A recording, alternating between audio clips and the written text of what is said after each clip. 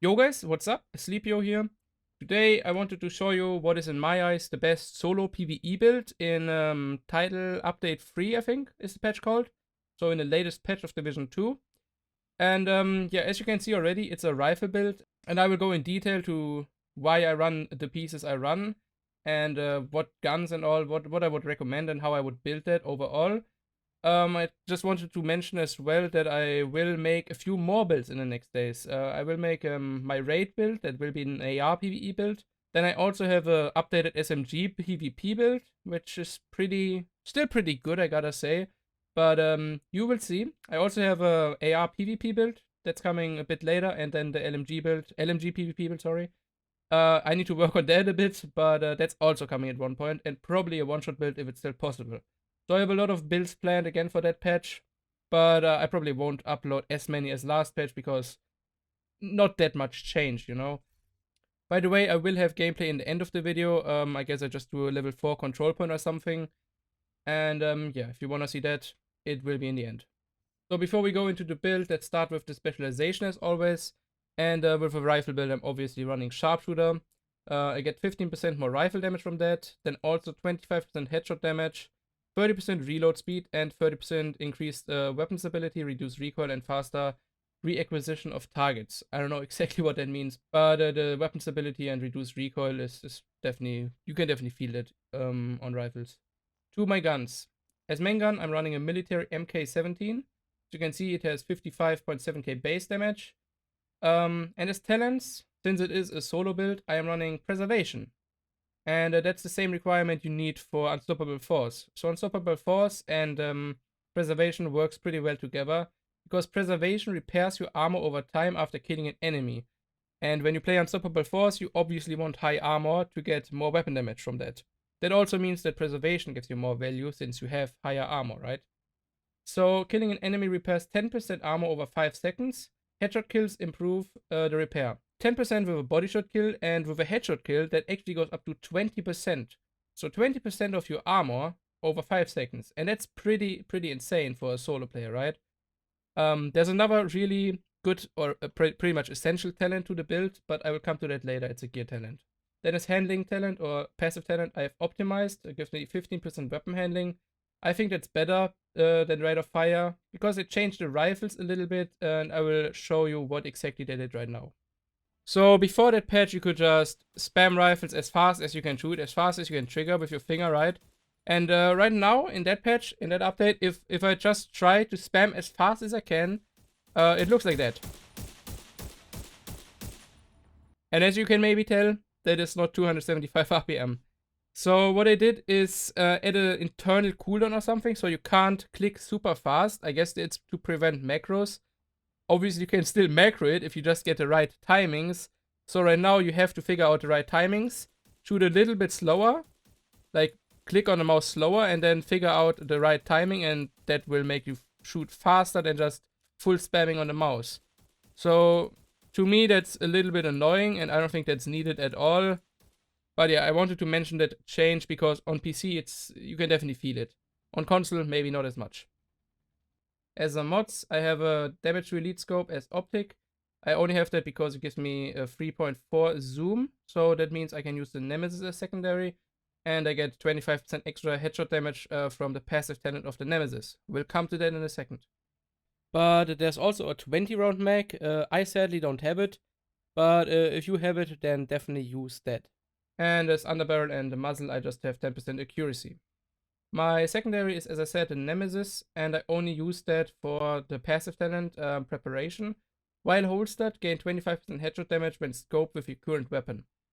So normally you would think you need a headshot scope, but you actually don't. As long as you have a scope that has the ability to go in first person, so zoom in, that's either the C79 scope or the ACOG scope. So use either of those, but since it's a PvE build, I choose to go to C79 because it gives me damage release.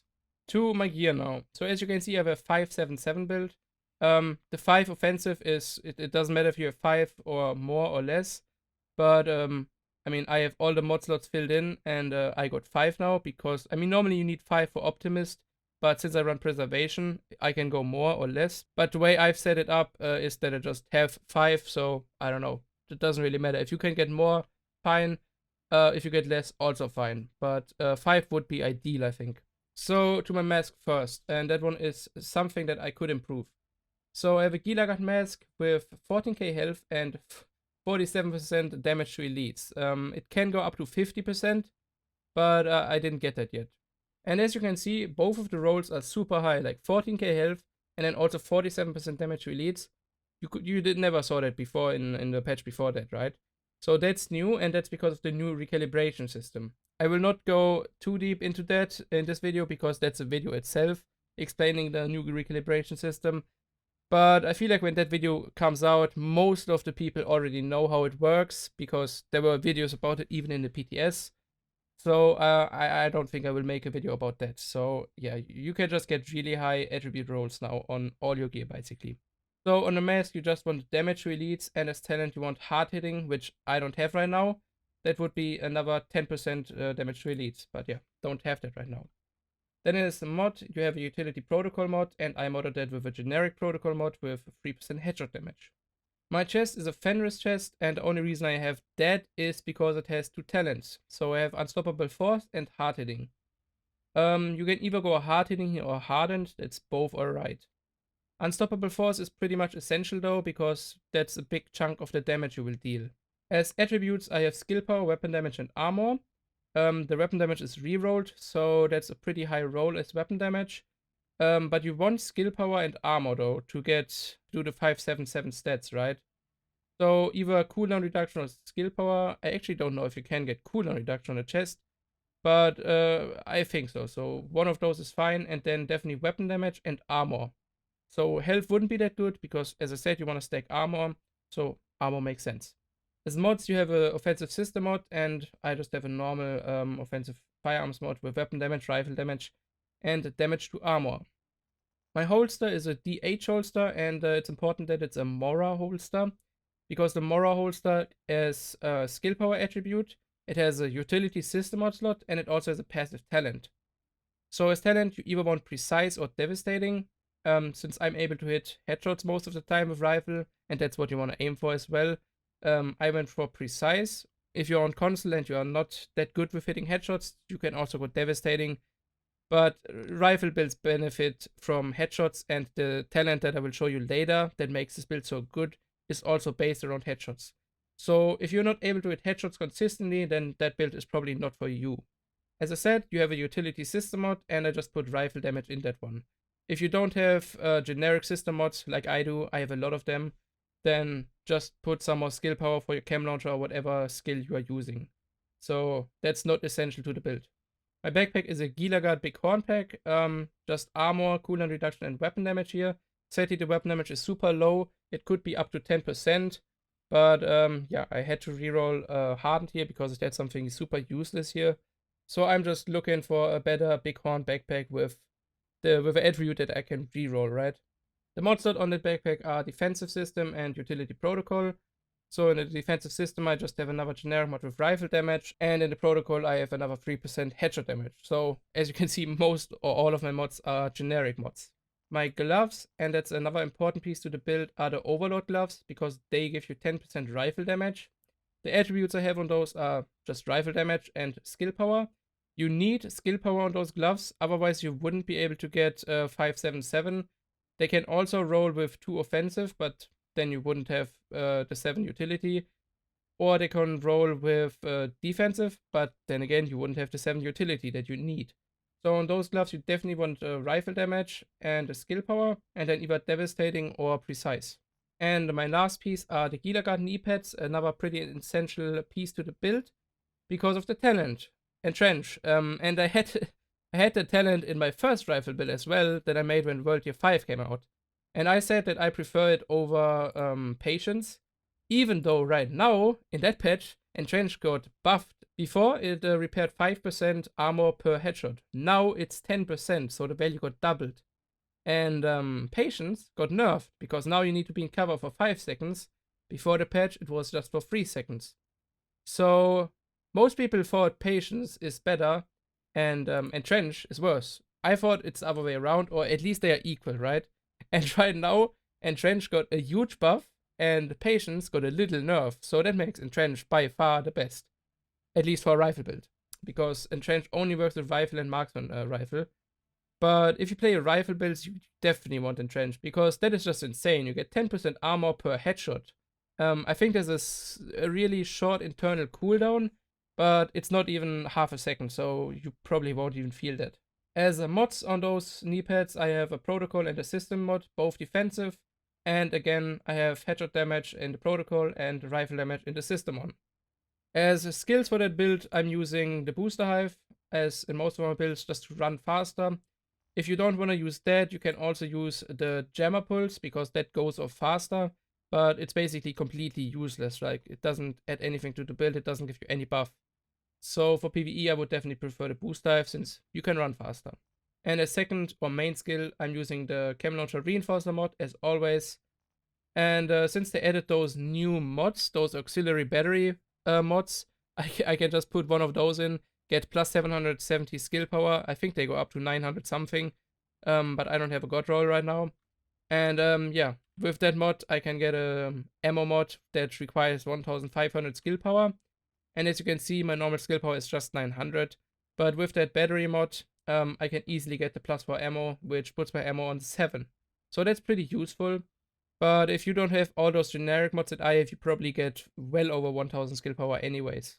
Lastly, I also wanted to show my stats. So with the rifle, I have 109% headshot damage, which could be a lot higher. Like 109, that's not too high. But yeah, I don't have a headshot scope on, and the 25% damage from the Nemesis, they are not counted into that. So just add another 25% on top of that. My reload time is on 1.7 seconds. That's pretty good for a rifle.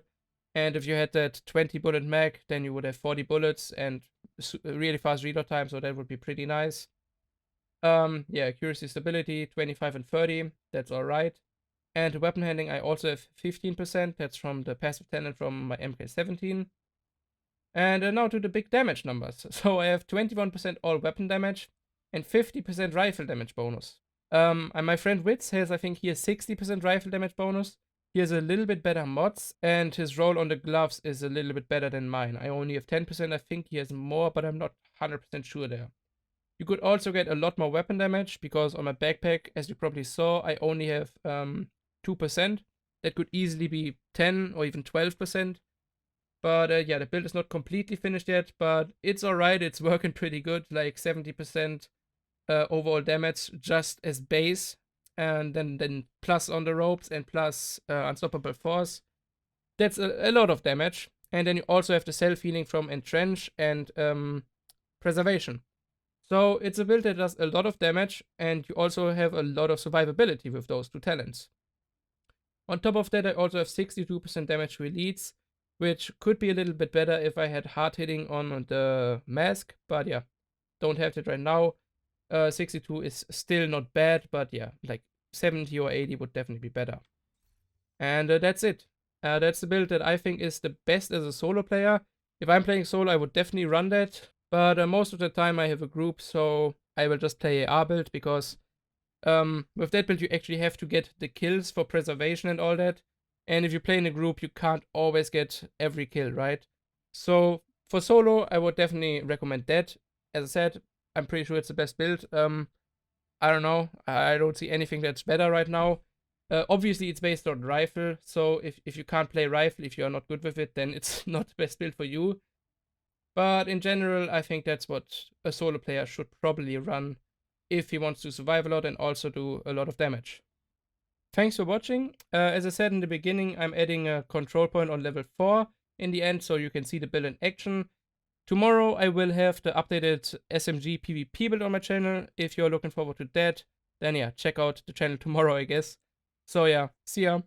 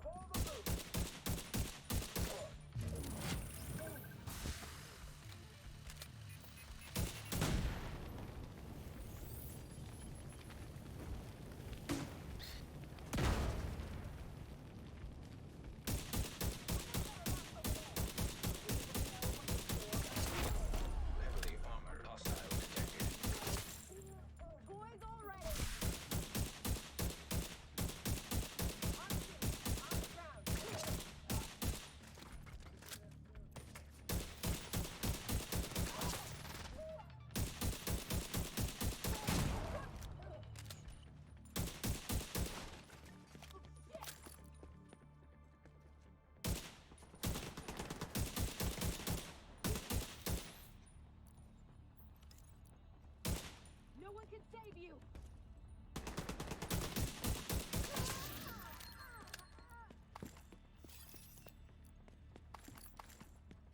Control point